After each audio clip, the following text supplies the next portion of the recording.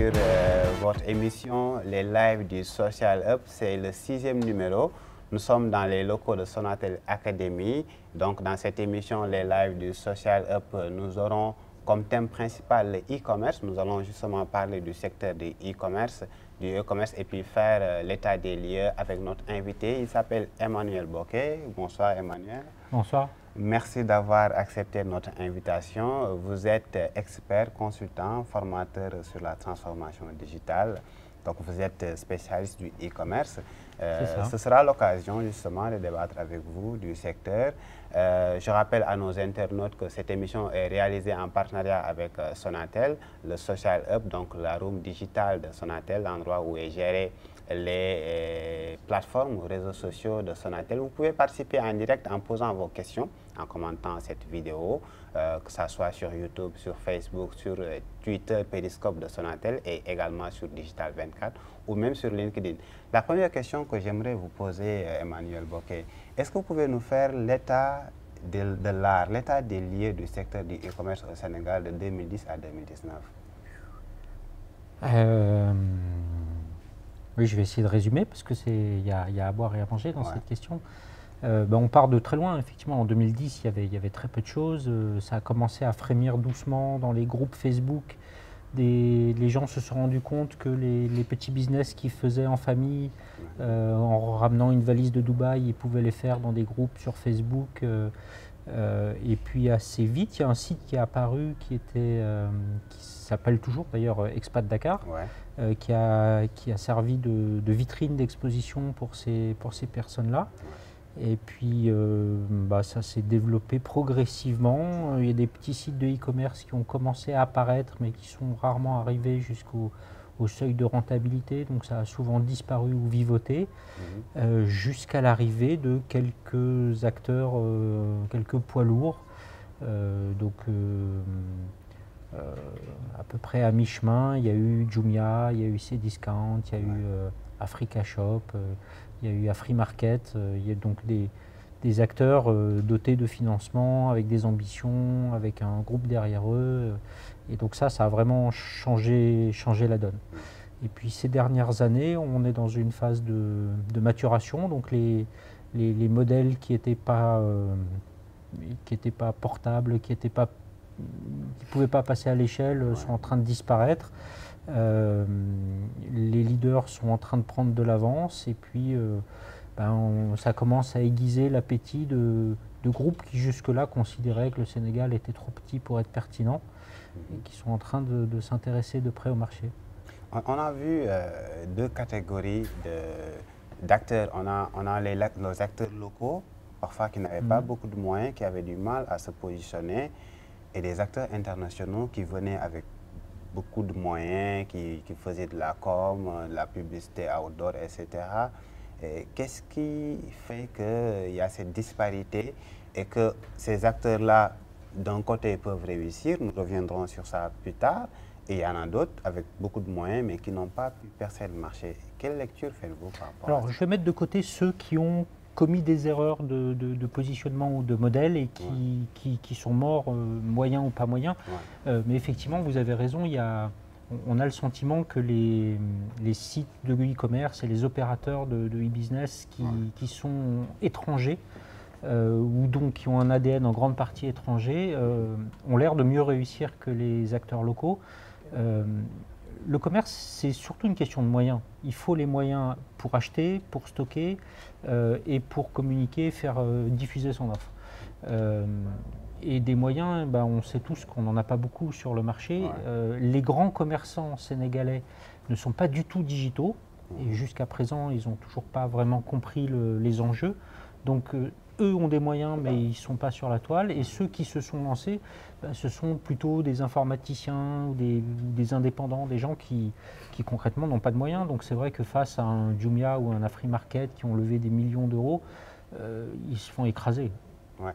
Et quelles sont aujourd'hui les catégories de produits qui se vendent le plus en mode e-commerce, par exemple? Alors la catégorie qui historiquement se vend le plus au Sénégal, qui fait les plus gros volumes, c'est le smartphone. Okay. Et ce qui est une bonne chose parce que le smartphone est lui-même un outil de développement du digital, donc ça va alimenter une dynamique positive. Je mets de côté des produits qui ne sont pas tellement achetés au Sénégal, mais qui représentent des volumes importants, tout ce qui est immobilier, qui se fait un petit peu en ligne, mais dont les ventes ne se font pas en ligne, ça reste une activité qui est très offline. Et puis tout ce qui est voyage, qui représente des volumes importants, mais qui est généralement géré par des groupes étrangers ou des intermédiaires étrangers.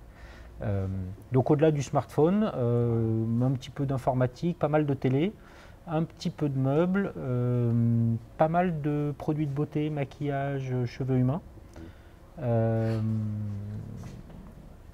En fait, le Sénégalais est plutôt éclectique, il achète un petit peu de tout. Alors il y a des produits qu'on n'arrive vraiment pas à vendre aujourd'hui, d'une part parce qu'ils ne sont pas faciles à vendre et d'autre part parce que le marché n'est pas prêt. Par exemple, les produits culturels, aujourd'hui, acheter un livre en ligne, c'est toujours pas possible. Mais ça va l'être bientôt, il y a des acteurs qui sont en train de s'y préparer. Donc je pense qu'il n'y a pas de mauvais marché. Et il y a un potentiel intéressant partout. Simplement, il y a des marchés qui sont plus faciles que d'autres. On a vu par exemple dans d'autres pays comme les États-Unis ou l'Europe globalement, la gestion de la relation client est vraiment meilleure que ce qu'on a constaté ici. Moi personnellement, j'ai connu l'expérience dans les plateformes locales où quand je dois retourner un produit, quand même, c'est la croix et la bannière, hein, c'est un parcours du combattant. Mais la relation client, c'est quelque chose qui nécessite tout un parcours d'apprentissage. Ce n'est pas quelque chose qui est naturel, donc c'est quelque chose qui s'apprend. Et généralement, la seule façon de vraiment apprendre les choses, c'est à la dure. Vous allez être confronté à des clients, ils ne vont pas être contents, ils vont partir, vous allez perdre de l'argent, vous avez fermé votre société. Et la prochaine société que vous allez lancer, là, vous allez faire attention. C'est vrai qu'ici, on est sur une première génération. La deuxième génération est à peine en train de naître. Alors qu'aux États-Unis, le CRM, c'est quelque chose qui a été théorisé il y a déjà plus de 50 ans. Aujourd'hui, le CRM, c'est une notion qu'on a l'air de découvrir. Enfin, on en parle sérieusement depuis 5-10 ans à peine. Et donc, oui, c'est une question de maturité. Mais ça va venir parce que les grandes plateformes sont en train de se rendre compte à quel point perdre un client coûte cher. Et on a connu des acteurs qui se sont installés ici et qui ont connu des échecs. Je peux citer par exemple Cdiscount ou Africa Shop. Quelle est, selon vous, quelle est la cause de ces genres d'échecs si on sait que c'est des plateformes, quand elles venaient s'installer, ils étaient là avec des moyens qui sont différents des moyens d'acteurs locaux. Et pourtant, ils sont repartis parce qu'ils n'ont pas pu percer le marché. Qu'est-ce qui explique cela? Alors, chaque échec est unique en fait. Chacun a des raisons un peu particulières. Africa Shop, ce qui les a tués probablement, c'est un manque d'agilité. Ils ont identifié qu'ils étaient sur un modèle qui était un peu orthogonal à la culture du e-commerce ici. Ils refusaient de faire du cash à la livraison, par exemple. Donc il fallait payer à l'avance. C'était les seuls sur le marché, donc le marché les a tués. Des gens comme Galerie 54, par exemple, qui a été porté par Total à un moment et qui ont arrêté très vite. Ils avaient un positionnement trop haut de gamme et trop étroit. Ça ne permettait pas de vivre en tant que tel.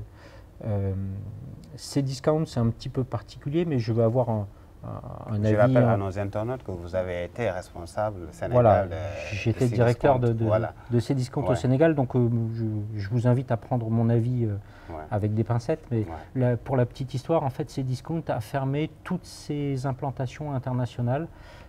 Pas seulement au Sénégal et en Côte d'Ivoire. Ils ont fermé le Sénégal, la Côte d'Ivoire, le Cameroun, Panama, la Thaïlande, le Vietnam, la Colombie, la Tunisie qui était en train d'ouvrir et le Brésil qui représentait 1,5 milliard de dollars de chiffre d'affaires annuel.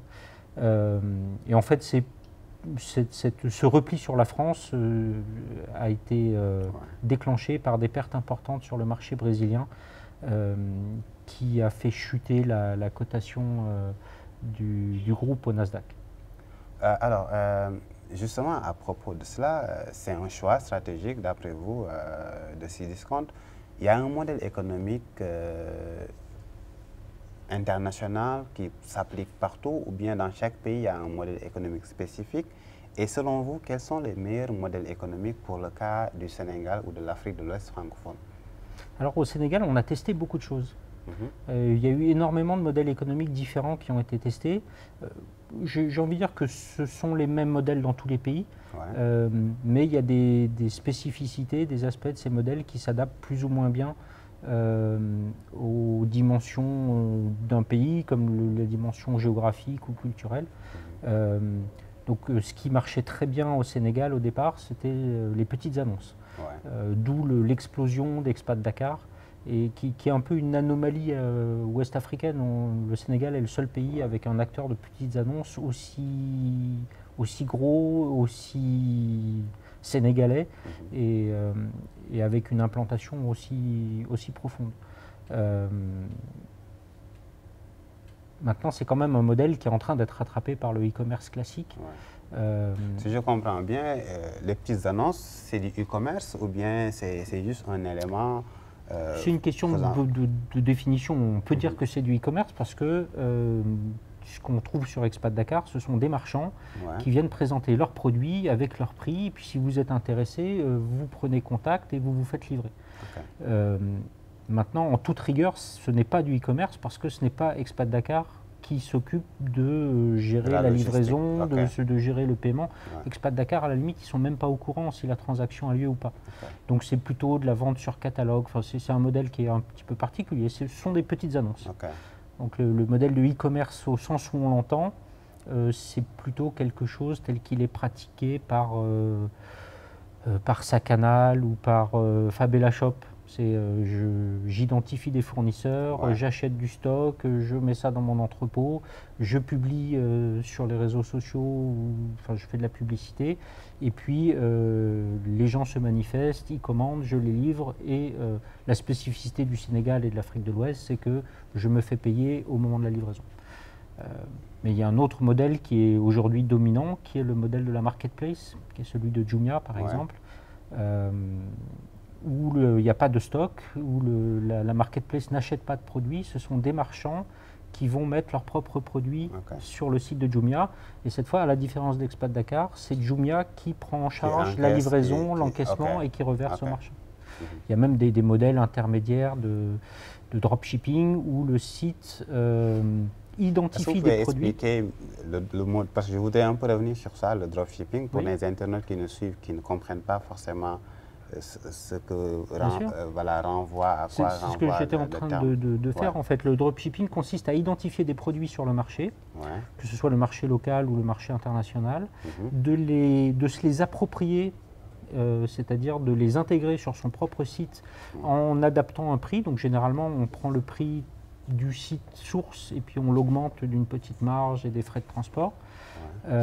Et puis on vend le produit sans l'avoir acheté. Donc enfin, c'est un peu au bluff, quoi. Une fois qu'il est vendu, on court chez le fournisseur et puis on achète le produit et on va le livrer chez le client. Il y a deux risques sur ce modèle-là. C'est que le premier, c'est que le produit ne soit plus chez le fournisseur au moment où on y arrive. Ça, c'est la mauvaise surprise qui va décevoir le client. Et puis l'autre problème, c'est qu'à un moment donné, le client va se rendre compte que le même produit existe moins cher ailleurs. Et donc, vous allez vous faire court-circuiter. Mais il a un avantage majeur qui fait que ça a été un des premiers modèles qui a fonctionné au Sénégal, c'est qu'il ne nécessite pas d'immobiliser de stock. Donc, en fait, un adolescent qui monte un site de e-commerce en une après-midi avec WooCommerce, le lendemain matin, il fait le tour de Amazon, Cdiscount, Jumia, Afrimarket, il identifie quelques produits vraiment intéressants, il les intègre sur son site, et en 24 heures, il commence les ventes. Il n'a rien dépensé. Enfin, créer un site, ça lui a coûté peut-être 10 000 francs pour un nom de domaine ou peut-être 25 000 francs pour un an d'hébergement. Enfin, c'est vraiment très très simple à faire. Alors, si je vous cite trois acteurs, est-ce qu'ils sont dans le secteur du e-commerce ou pas? ShopMeAway, Comparé.sn ou Wikari? Ils font du e-commerce selon vous? Alors, ils sont en bordure du e-commerce. Comparé.sn, c'est un intermédiaire qui va vous présenter différentes offres de différents sites de e-commerce. Donc, si vous voulez acheter un un Samsung Galaxy S9, vous allez sur comparer.sn et vous allez voir le prix de ce même produit sur différents sites. Donc c'est un comparateur d'achat, mais lui, il ne s'occupe pas de la vente.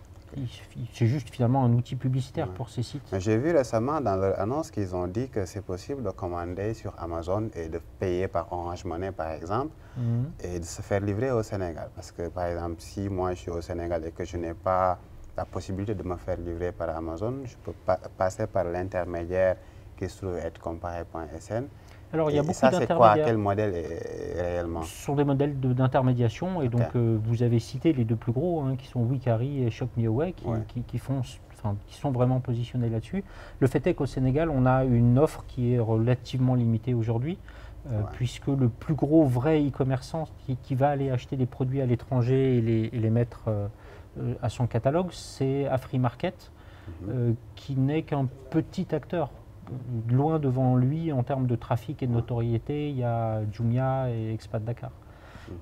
Donc l'offre finalement pour le Sénégalais lambda est plutôt limitée par rapport à ce qu'elle est sur un site comme celui de Cdiscount ou d'Amazon, ne serait-ce que sur la France qui sont des petits marchés, on a plusieurs millions de produits. Sur un site comme celui de Jumia, on a quelques milliers de produits, voire dizaines de milliers de produits. Donc on est à plusieurs ordres de grandeur en dessous. Donc quelqu'un qui veut un produit spécifique, c'est vrai que la tentation est grande d'aller le commander à l'étranger pour le faire livrer au Sénégal. Et donc comme c'est compliqué pour des raisons de carte de crédit, de douane, de transport, il y a un certain nombre de sociétés qui se sont placées sur ce marché-là. Il y en a une autre que vous n'avez pas citée parce qu'on n'y pense pas et que c'est une offre qui est plutôt récente, c'est DHL. DHL est en train de se positionner là-dessus aussi. Donc ça attire beaucoup d'appétit. Maintenant, il ne faut pas oublier que les modèles d'intermédiation, ce sont tous des modèles qui sont voués à disparaître. L'intermédiaire, dans la logique des modèles économiques digitaux, ils réduisent en taille et en nombre au fur et à mesure du temps. Donc il y a un moment donné où ça ne vaudra plus la peine.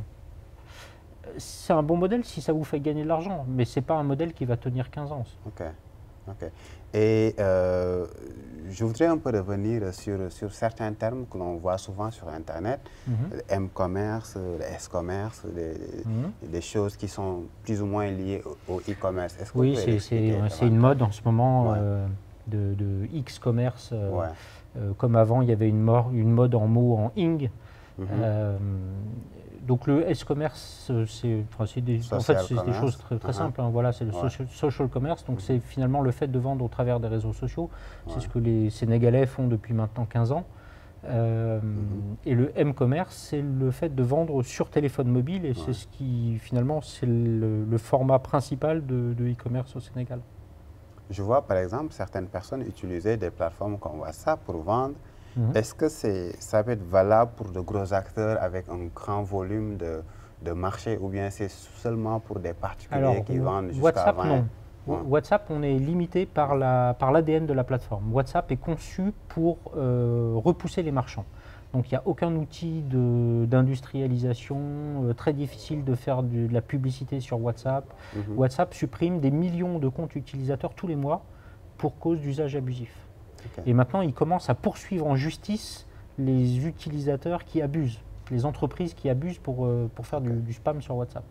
Donc WhatsApp, non, WhatsApp n'est pas un outil qui peut passer à l'échelle.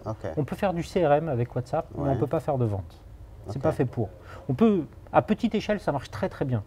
Voilà, vous avez pour 200, un marché de 20, 100 personnes, là, pas de famille, problème. les amis. C'est très bien. Maintenant, vous voulez toucher 100 000 personnes, là vous êtes dans la zone rouge. Vous voulez toucher 1 million de personnes, vous êtes dans la zone noire, vous allez être blacklisté immédiatement.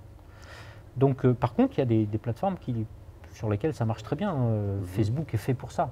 D'ailleurs, il n'y a pas de mystère. WhatsApp et Facebook appartiennent au même groupe, et donc chacun a son rôle à jouer. Alors, j'ai vu, vous avez cité tout à l'heure Jumia comme étant l'un des leaders du secteur. Jumia, on se rappelle, a beaucoup réussi son entrée avec le format paiement à la livraison. Aujourd'hui, il y a le mobile money qui s'est bien positionné. On a des acteurs qui sont là, les opérateurs surtout. Est-ce que vous pensez qu'on peut aller jusqu'à intégrer totalement le mobile money dans le circuit paiement pour des acteurs de e-commerce au Sénégal, par Bien exemple? sûr, le Kenya l'a fait en quelques années à peine. Ils sont très loin devant nous. Et si eux l'ont fait, on peut tout à fait le faire au Sénégal. C'est juste une question de prix, d'une part. M-Pesa, l'avantage d'M-Pesa au Kenya, c'est que c'était vraiment pas cher du tout. On payait un demi%, alors qu'au départ du mobile money au Sénégal, on parlait de 3%. Encore aujourd'hui, on en parle parfois. Aujourd'hui, une transaction carte de crédit pour un marchand, ça lui coûte 3% encore. Donc le paiement en ligne reste quelque chose de plutôt cher et puis de contraignant pour un marchand. Obtenir un contrat marchand mobile money, c'est pas facile. C'est long, c'est pénible, tout le monde se plaint. Petit message à la Sonatel, faut accélérer le truc, quoi. Et puis pour les cartes de crédit, c'est encore pire. Un contrat marchand, un contrat e-commerce pour un marchand, c'est affreux. Donc ce sont des vrais freins. Maintenant, si on fait sauter ces freins, la société, elle va sauter dessus. On sait qu'au Sénégal, le secteur du commerce traditionnel est globalement dominé par ceux qui sont dans l'informel et avec un taux d'analphabétisme un peu élevé. Ces personnes-là, pour les attirer dans le modernisme, dans le e-commerce, selon vous, qu'est-ce qu'il faut faire?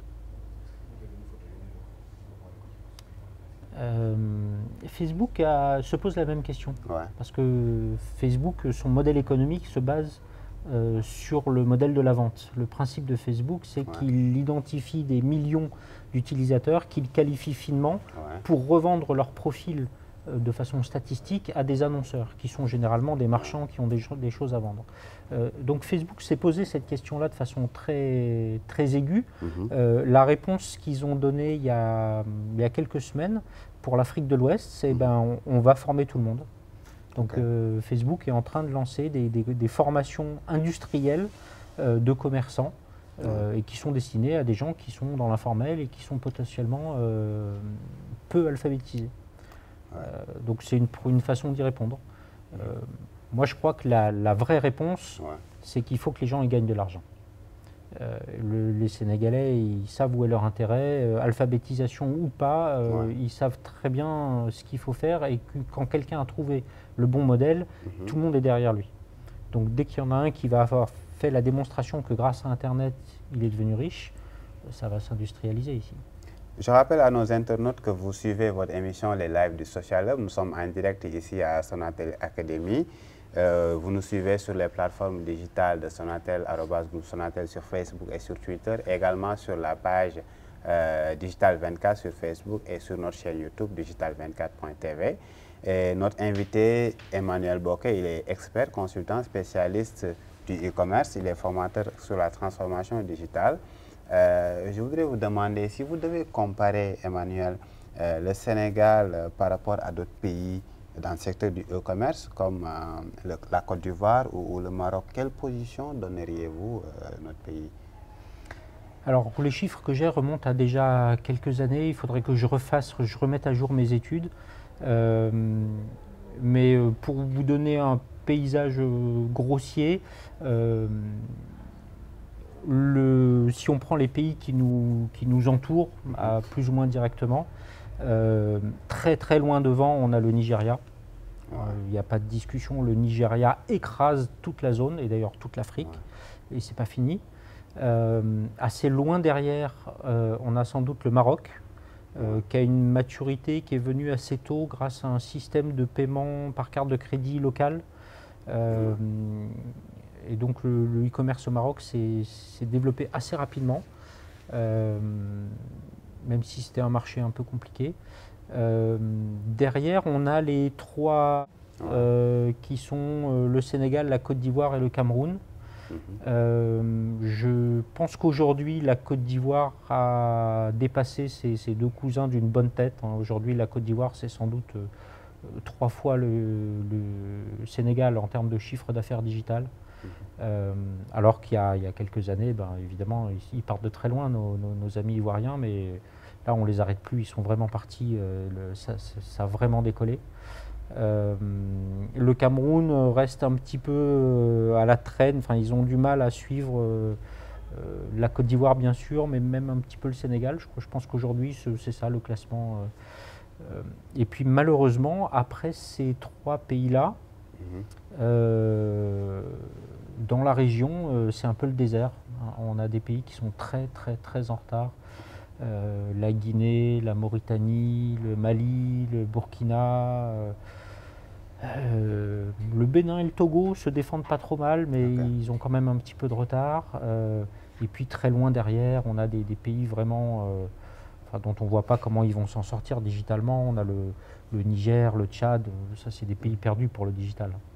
Si je comprends bien votre explication, j'ai l'impression que la qualité du secteur du e-commerce dans un pays dépend également de la connectivité Internet, de la bonne couverture, Ah oui, c'est etc. sûr.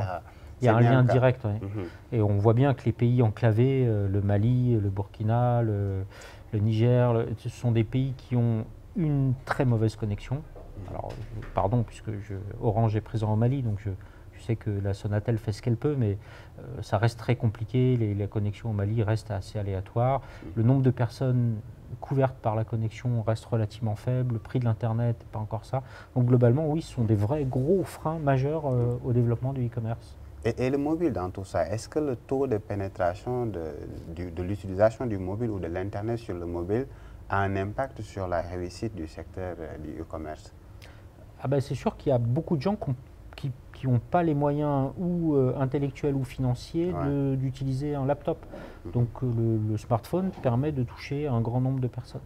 Alors pour un e-commerçant, en termes purement mercantiles, quelqu'un qui a un smartphone, statistiquement, ce n'est pas quelqu'un d'aussi intéressant que quelqu'un qui a un laptop.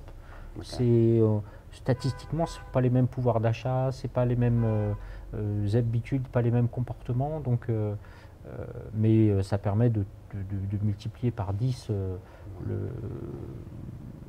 la capacité de toucher des gens. Aujourd'hui, on me parlait la semaine dernière d'un site sénégalais dont le trafic est à 95% mobile. Il y a 5% de laptop. Donc aujourd'hui, on ne devrait plus parler de M-commerce. Le e-commerce, c'est du M-commerce. On devrait parler de L-commerce, le laptop commerce. C'est devenu une petite niche, c'est le e-commerce pour les laptops. Mais le mobile, c'est aujourd'hui, Internet et le mobile, c'est quasiment la même chose dans nos pays.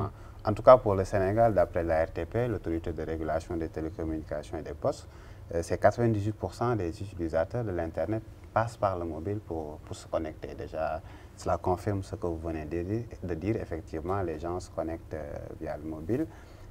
J'ai une autre question, mais déjà, je rappelle à nos internautes qu'ils peuvent poser leurs questions eux aussi à notre invité Emmanuel Bokeh. En temps réel. En temps réel, et il répondra en temps réel normalement.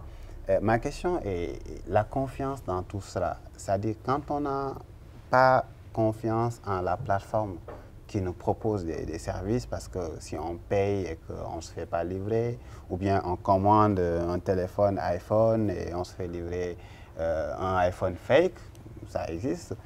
Est-ce que cette confiance-là est de mise en Afrique? Est-ce que les acteurs travaillent sur ça pour un peu sensibiliser les potentiels clients? Alors ça, on entend beaucoup parler de ça, mais aujourd'hui, c'est un faux problème dans la mesure où plus personne ne fait payer un produit à l'avance. Donc le problème, c'est résolu de lui-même. Vous payez à la livraison. Donc si on vous livre un faux iPhone, vous ne payez pas, le marchand remballe et il se fait une publicité désastreuse. Donc aujourd'hui, la totalité des sites de e-commerce au Sénégal sont des sites de confiance, au sens où les données sont gérées de façon responsable et il n'y a pas d'escroquerie. Le fait est que les Sénégalais ont un vrai déficit de confiance. C'est vrai qu'il y a eu suffisamment d'escrocs pour que ça soit dans toutes les têtes et ça soit dans tous les subconscients. Et donc, par défaut, moi je me souviens d'avoir lancé des annonces pour des formations à Dakar. Je recevais plus de messages me demandant si c'était vrai et si j'existais vraiment que de messages de gens intéressés me demandant combien ça coûte. Mais là, j'ai envie de dire que c'est pas vraiment lié à Internet parce que vous avez les mêmes inquiétudes quand vous allez à Sandaga, les gens ont peur de se faire arnaquer du matin au soir. Donc c'est plus un problème culturel là. J'ai vu également il y a quelque temps sur une page Facebook des gens qui ont acheté chez un acteur local, qui se sont fait livrer mais qui ont testé le produit pendant quelques heures et que ça s'est détérioré. Mais leur problème à eux c'est de pouvoir retourner le produit. Comme je disais au début de l'émission, le processus de logistique, la gestion de relations clients, parfois il fait défaut. Qu'est-ce qui, selon vous, pourrait amener ces acteurs-là à vraiment travailler sur ça pour voilà, c'est l'application de la loi. Hein. Ouais. Quand quelqu'un se fait escroquer, qu'on lui vend quelque chose qui n'est pas ce qu'il a acheté, la loi devrait pouvoir être appliquée. Et là, on sort de la sphère du e-commerce et on rentre dans celle de l'État. Donc, s'il y a des membres du gouvernement qui nous écoutent, les acteurs du e-commerce ont besoin de régulation et en particulier les clients ont besoin d'avoir des garanties. Bon, moi je dirais que le problème au Sénégal est qu'on a partout des lois, de bonnes lois, mais je ne parle pas de créer des lois, hein, je parle juste d'appliquer les lois. Déjà, mais voilà, exactement. le problème c'est que on a du mal à l'appliquer, quoi. C'est ça. Et du coup, les gens ne saisissent même pas les instances. On dit, OK, je vous laisse avec Dieu, comme on dit ici. Et puis après, on leur fait de la mauvaise publicité. On leur fait de la mauvaise publicité sur Internet. Et d'ailleurs, ça marche aussi bien, hein, parce que quelqu'un qui se fait pourrir sur les réseaux sociaux, c'est quelqu'un dont les ventes vont plonger en ligne. Hein. Donc, aucune plateforme n'a intérêt à laisser ce genre de choses. Et quand on est un minimum professionnel, on fait très attention à ses retours et on répond à ses clients. Si je vous demande de citer 5 acteurs majeurs du e-commerce au Sénégal, selon vous, quels sont ces acteurs? Il ne faut pas que je me trompe parce que j'ai publié en début d'année un classement des 100 premiers sites de e-commerce. Donc si je ne donne pas les bons dans le bon ordre, je vais me faire engueuler. Le premier, c'est de très loin, et c'est très simple à donner, c'est Jumia. Hein, ils ont investi depuis très longtemps, ils ont une offre très large et ils sont très connus. Le numéro 2, c'est Afrimarket, qui eux sont sur un modèle de e-commerce pur, sur stock interne. Ils sont quand même relativement loin derrière Jumia, ils n'ont pas les mêmes moyens. Et puis après, ça tombe assez vite. Je ne saurais plus vous donner de tête le classement, d'autant qu'il a dû bouger depuis. Donc, je peux vous dire que parmi les noms sans tenir compte de leur position dans le classement. Je peux vous donner quelques acteurs qui pèsent relativement lourd par rapport à leur secteur, puisqu'en fait, au-delà d'Afrimarket et de Jumia, qui sont des sites généralistes et qui vendent tout, vous avez des sites qui sont spécialisés, qui sont au numéro 1 de leur secteur. Donc, par exemple, vous avez dans tout ce qui est produits de beauté et cosmétiques, vous avez Fabella. Fabella Shop, donc, qui est une petite start-up dakaroise qui s'est taillée une sacrée part dans le marché de la cosmétique aujourd'hui, qui a une belle notoriété, qui a atteint un seuil. Là. Ils continuent à grandir et c'est tout ce qu'on leur souhaite. Vous avez un site qui me frustre beaucoup, qui m'énerve à chaque fois que je parle d'eux, c'est Sacanal. Sacanal, c'est le numéro 1 en volume de l'alimentaire. Tout ce qui est agroalimentaire quand même. Sacanal, c'est un site qui pourrait faire un carton national et ça fait 3-4 ans qu'il pédale dans la semoule. C'est quoi le problème? C'est le modèle ou... Non, c'est de l'amateurisme, c'est des ruptures de stock pas communiquées. Oui, je m'adresse à vous, messieurs. Vous pouvez faire un carton et vous ne le faites pas et ça m'énerve. Vous avez un potentiel hallucinant, vous avez des prix. Ils ont des prix intéressants, mais voilà, ils font du e-commerce comme on le faisait il y a 15 ans. C'est plus possible. D'ailleurs, sur ce modèle, je vois des acteurs quand même, c'est-à-dire des commerçants classiques, qui ont leur propre plateforme, leur propre site pour vendre leurs produits sur Internet, par exemple. Absolument. Vous avez dit Sacanal, il y a également Nova, par exemple, qui vend des chaussures, des sacs, etc., qui est très présent sur les réseaux sociaux. Oui. un site bien visité, qui est, je dirais, une plateforme de niche, mais qui marche vous avez plus ou moins bien. Voilà, il y a pas mal de... Casanova dans le Voilà, meuble, exactement. vous avez plein de... quelques commerçants, Ouais. et ils ne sont pas nombreux, vous avez Arc Informatique dans tout ce qui est informatique, vous avez quelques commerçants qui ont eu le déclic, qui se sont dit, bon, on sent que ça ne va pas nous rendre milliardaires là tout de suite. Ils ne vont pas dans les marketplaces, mais ils ont leur propre site, leur propre plateforme. Leur but, ce n'est pas de faire du chiffre, parce qu'aujourd'hui, pour un marchand qui n'est pas du tout digital, le plus simple, c'est d'aller mettre ses produits dans une marketplace. Chez Jumia, pour ne pas la nommer, ou éventuellement sur des sites de petites annonces, ou les deux. Mais ça ne va pas leur apprendre grand-chose. Parce qu'en fait, Jumia, il s'occupe de tout. Il n'y a rien à faire. Vous mettez juste vos cartons de produits chez Jumia et ça part, et vous avez de l'argent qui rentre. Je caricature un peu, mais c'est ça. Et donc, ces commerçants-là ont eu le courage de se dire, bon, ce qu'on veut maintenant, ce n'est pas une croissance tout de suite, ce qu'on veut, c'est apprendre pour que le jour où le marché va vraiment s'envoler, on soit prêt et on soit formé. Et aujourd'hui, on est vraiment dans l'économie de la connaissance. Ce qui fait vendre, c'est pas que vous avez un super magasin, que vous avez une plateforme formidable. Ce qui fait vendre, c'est que vous avez une expertise de vos produits et une expertise de la vente digitale. Il y a une plateforme que vous n'avez pas citée, Coin Afrique, qui au début était exclusivement sur le mobile, c'était une application. Aujourd'hui, ils sont également sur le web. Que pensez-vous de cet acteur? C'est un acteur qui est dans les petites annonces. Alors il se trouve qu'ils n'ont pas de chance au Sénégal. On a deux monstres dans les petites annonces. On a un monstre national historique qui est Expat Dakar, et puis un monstre qui s'est installé petit à petit qui est Jumia Deals. Alors Coin Afrique, ils sont du coup numéro 3 à ma connaissance. Et être numéro 3 dans le digital, vous savez ce qu'on dit, winners take all, ou winner takes all. Il n'y en a qu'un finalement qui prend tout. Le gagnant, il prend tout. Donc aujourd'hui, il y a un combat acharné entre Jumia et Expat pour savoir qui est celui qui prendra tout. Mais le numéro 3, malheureusement, c'est compliqué pour lui. Tant qu'il ne se donne pas les moyens de devenir numéro 1, c'est dur. Alors, il ne reste pas beaucoup de minutes dans cette émission, les lives du Social Hub. Et une question que je voudrais vous poser, un conseil pour ceux qui veulent se lancer dans l'e-commerce. Quelles sont les étapes? On reviendra sur la logistique tout à l'heure dans une autre question, mais quelles sont les principales étapes? Parce que les gens pensent que peut-être pour se lancer, vous le savez mieux que moi. C'est une très bonne question. C'est avoir un site internet et puis c'est parti. En fait, la première chose, la première étape pour se lancer, c'est de se lancer. Il ne faut pas se poser des questions, préparer des trucs, attendre d'être prêt, chercher des financements. Il faut se lancer. Et si la façon la plus simple de se lancer, c'est de mettre des produits sur Expat Dakar, par exemple. Voilà, ça y est, vous êtes lancé. Vous avez des clients qui vous appellent, vous leur répondez, vous avez des fournisseurs, vous les appelez, vous prenez votre scooter, vous allez faire des livraisons, vous gérez de la relation client. Vous êtes en train de faire du e-commerce. Et vous êtes en train d'apprendre. Et toutes les étapes qui vont venir, en fait, elles vont découler de cette première-là. Je connais énormément de jeunes qui sont en train de se dire il faut que je vais développer une super plateforme, je vais devenir le prochain Elon Musk, le prochain Alibaba, Amazon.